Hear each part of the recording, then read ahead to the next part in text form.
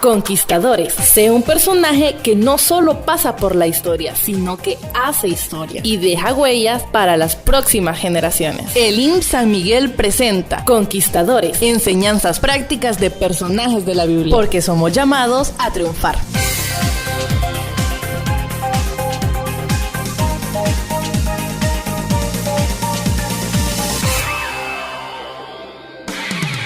Conquistadores. Sé un personaje que no solo pasa por la historia, sino que hace historia y deja huellas para las próximas generaciones.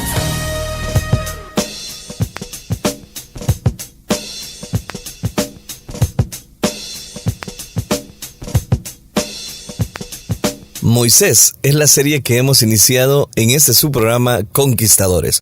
Gracias a usted que está en sintonía de la programación que le hace feliz. Y a usted que nos sintoniza a través de las redes sociales, va nuestro más cordial saludo. Les recuerdo que todas las series que hemos analizado, usted puede buscarlas en nuestras páginas en internet, www.restauracionjuvenil.org o si no, www.elinsanmiguel.org. Ya iniciamos la serie de Moisés, Moisés el Libertador. Iniciemos entonces. El tema No conocía a José. Libro del Éxodo, capítulo 1, versículo del 8 al 10, nos dice: Entretanto se levantó sobre Egipto un nuevo rey que no conocía a José, y dijo a su pueblo: He aquí, el pueblo de los hijos de Israel es mayor y más fuerte que nosotros. Ahora pues seamos sabios para con él, para que no se multiplique, y acontezca que viniendo guerra, él también se una a nuestros enemigos y pelee contra nosotros y se vaya de la tierra. He citado Éxodo capítulo 1, versículo del 8 al 10. El libro del Éxodo, el capítulo 1 y el capítulo número 2, cubre en estos pocos versículos unos 430 años de opresión del pueblo hebreo en Egipto. El capítulo número 2, los primeros 5 versículos, cubre 40 años de la vida de Moisés, desde que fue rescatado de las aguas del río Nilo por la hija de Faraón, hasta que huyó a tierra de Madián por haber matado intencionalmente a un egipcio. El libro del Éxodo, capítulo 2, versículos del 16 al 25, cubre 40 años de la vida beduina de Moisés en el desierto de la tierra de Madián y del Sinaí.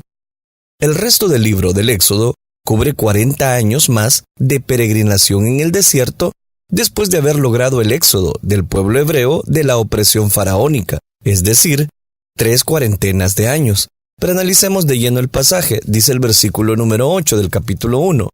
Entretanto, se levantó sobre Egipto un nuevo rey que no conocía a José. El olvido. Con el patriarca Jacob, entraron a Egipto 70 personas. Todos estaban bajo la protección de José y de la buena voluntad del faraón, agradecido, que era de la dinastía de los Hicsos, quienes ya habían conquistado a los egipcios para el tiempo del mencionado patriarca. La vida trágica de José, que le llevó al pastoreado en Siquem, a la esclavitud en Egipto, de mayordomo en la casa de Potifar, a prisionero en una cárcel federal de Egipto, fue el proceso utilizado por Dios para un día, providencialmente, acercarlo a Faraón como intérprete de sus sueños. La vida de José se movió en el péndulo de la aceptación al rechazo y del rechazo a la aceptación. Muchas veces, Dios recicla las tragedias, las desgracias, los fracasos, las envidias, los celos, las discriminaciones y las heridas emocionales de muchos seres humanos para usarlas como instrumentos de su providencia, sanadores, heridos, caídos que levantan a otros, solitarios que dan campaña, despreciados que aprecian, rechazados que aceptan a los demás. En todo lo bueno y lo malo que ocurre en la vida, Dios siempre tiene alguna lección moral, humana y espiritual que enseñarnos. Y así, de esta manera, somos socorristas, rescatadores de aquellos que les hicieron daño y los privaron de derechos y privilegios y oportunidades que les correspondían en el plano de lo natural. Por más de 400 años, exactamente 430, el pueblo hebreo en Egipto fue beneficiario del favor político faraónico. Pero aquel padrinaje social llegaría a su fin. Un día, muchas oportunidades y beneficios sociales pueden llegar a su final. Lo que tenemos hoy nos puede faltar mañana. Somos una generación bendecida y oraremos que las generaciones que nos sigan, sean también favorecidas. Leemos, y murió José, y todos sus hermanos, y toda aquella generación. He citado Éxodo capítulo 1, versículo 6. Aquellas generaciones de José y sus hermanos fallecieron, y le siguieron más de 10 generaciones. Leemos, y murió José, y todos sus hermanos, y toda aquella generación. La muerte es para todos. Fue para las generaciones que nos antecedieron. Será para nosotros que vivimos y seguirá para nuestros hijos. A no ser que Jesucristo retorne para levantar a la iglesia. Todos estamos en la nómina de la muerte. Sobre los hijos de Israel había una unción de multiplicación, y los hijos de Israel fructificaron y se multiplicaron, y fueron aumentados y fortalecidos en extremo, y se llenó de ellos la tierra. He citado Éxodo capítulo 1, versículo 7. Sobre la iglesia en estos días hay una unción de fructificación, multiplicación, aumento, fortalecimiento y llenura del Espíritu Santo. Por toda la tierra, el Espíritu Santo está produciendo en la iglesia multiplicación y crecimiento. Pero en medio de este crecimiento descomunal, se está levantando el egipcio espiritual, el mundo. Un espíritu faraónico que no conoce el espíritu de José, el soñador, son enemigos de la iglesia, que desconocen la historia espiritual de esta, y que no valorizan los aportes sociales, que no valorizan los aportes espirituales que ella ha hecho al mundo sociopolítico en su entorno. Note lo que dice el versículo 8. Entre tanto, se levantó sobre Egipto un nuevo rey, que no conocía a José. En la historia de todo ser humano aparece siempre alguien que no nos conocerá. No importa cuánto bien hayamos hecho a otros, llegará el día que seremos olvidados. Leemos lo dicho por el faraón. He aquí, el pueblo de los hijos de Israel es mayor y más fuerte que nosotros. Esto se conoce en psicología y sociología como xenofobia, el miedo a otros grupos étnicos. La fobia ante el proceso y desarrollo de otras etnias tiene a muchos preocupados. Muchos políticos presentan legislaciones que son discriminatorias y opresivas contra minorías trabajadoras y ejemplares. Faraón vio en las estadísticas del censo hebreo una amenaza a la seguridad, a la estabilidad, a la economía y a la protección de su etnia egipcia. El catálogo a la etnia hebrea como mayor y más fuerte que su propia etnia. El temor de que los hebreos continuaran multiplicándose y que eventualmente se unirían a los enemigos de Egipto y se fueran del país era alarmante. La etnia hebrea realizaba muchos trabajos que ya no querían realizar los egipcios, con salarios bajos, por supuesto. Ellos no tenían sindicatos que pelearan por un contrato decente para los próximos años.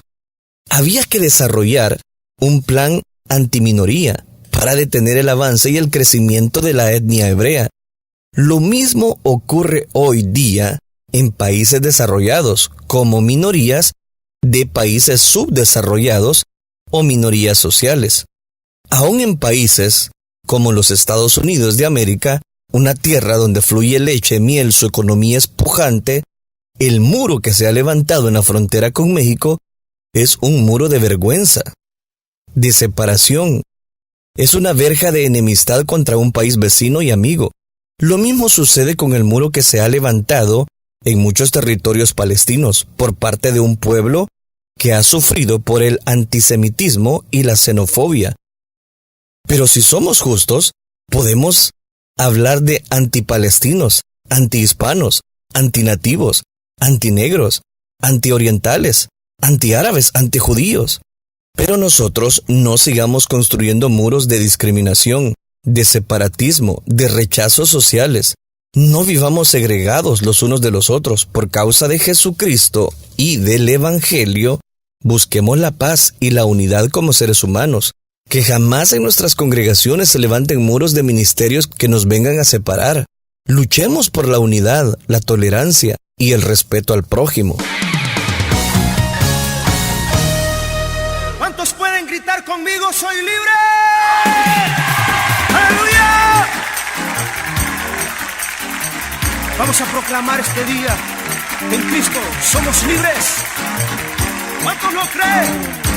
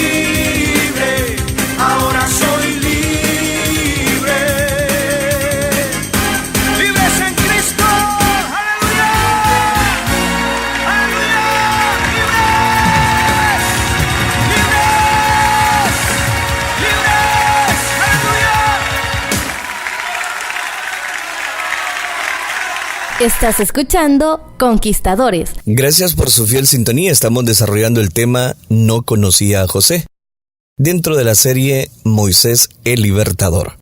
Hemos visto un primer aspecto de el faraón que se levantó en Egipto, que no conocía la generación de José y a José mismo. Veamos un segundo aspecto, la opresión. Versículo 13. Y los egipcios hicieron servir a los hijos de Israel con dureza. Al pueblo hebreo se le impusieron tributos y cargas, y se le obligó a edificar las ciudades de Pitón y Ramesés. Satanás, y el Señor lo reprenda, quiere oprimir a un pueblo que ha vivido en libertad. Le quiere imponer cargas espirituales, y busca la manera de cansarlos espiritualmente. Pitón significa estado real de Atún, dios egipcio, lugar ubicado próximo al canal Ismailía, 60 millas, 96 kilómetros al noreste del Cairo. Ramesés fue la ciudad edificada por Ramsés II, posiblemente el faraón del Éxodo bajo Moisés. Según su registro egipcio, los Apirú trabajaron en esta ciudad, y el nombre puede referirse a los hebreos. Leemos: y los egipcios hicieron servir a los hijos de Israel con dureza. Egipto representa el mundo, y los hijos de Israel representan el pueblo de Dios. Ahora, la Iglesia, bajo esta economía y trato divino con la humanidad ante el rechazo de Israel, el mundo impone sobre los seres humanos servicio duro. Jesucristo le pide a la Iglesia servicio voluntario. El mundo les pone cargas a las personas, Jesucristo le toma las cargas. El mundo busca oprimir a los hombres, mujeres, jóvenes y niños. Jesucristo les quita las opresiones a los que creen en Él. Leemos: y amargaron su vida con dura servidumbre, en hacer barro y ladrillo, y toda la labor del campo, y en todo su servicio, al cual los obligaron con rigor. Es citado Éxodo capítulo 1, versículo 14. Y amargaron su vida. En Egipto solo hay amargura. Solo en Jesucristo y en la Iglesia encontramos gozo, alegría y felicidad. No nos amarguemos la vida nosotros mismos. No dejemos que otros nos amarguen la vida. Disfrutemos la vida. Al cual los obligaron con rigor, dice el versículo. Jesucristo no obliga a nadie para que haga las cosas. Obligar con rigor, con amenazas, con intimidaciones, es contrario a la libertad que Jesucristo ofrece. Aprendamos a hacer las cosas para Dios y por otros con voluntad dispuesta y no por obligación. No porque nos obligan, sino porque lo sentimos. Conquistadores. Sé un personaje que no solo pasa por la historia, sino que hace historia y deja huellas para las próximas generaciones. La palabra del Señor dice en Romanos 1:16: no me avergüenzo del Evangelio, porque es potencia de salvación en Dios. Todo lo puedo en Jesucristo, mi fortaleza y mi salvación. No me avergüenzo de ser su hijo. Él es mi Padre, su nombre es Jesús. No tenemos lucha contra sangre ni carne, sino contra potestades de la oscuridad. Antes en Jesús somos más que vencedores, por medio de aquel que nos amó. Y no me avergüenzo del Evangelio, porque es potencia de salvación en Dios. Todo lo puedo en Jesucristo, mi fortaleza y mi salvación. No me avergüenzo de ser su hijo. Él es mi Padre, su nombre es Jesús. No tenemos lucha contra sangre ni carne, sino contra potestades de la oscuridad. Antes en Jesús somos más que vencedores, por medio de aquel que nos amó. Y no me avergüenzo del Evangelio, porque es potencia de salvación en Dios. Todo lo puedo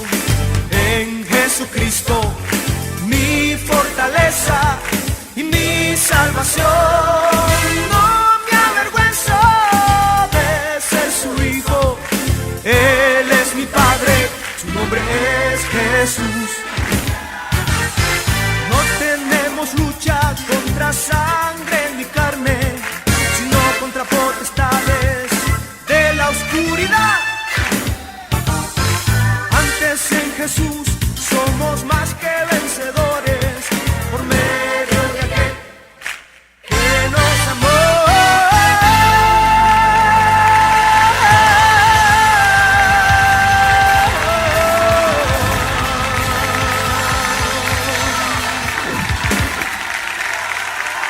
¡Aleluya! Yo no me avergüenzo del Evangelio de Dios, porque es poder. ¡Oh, sí, Señor! ¡Aleluya!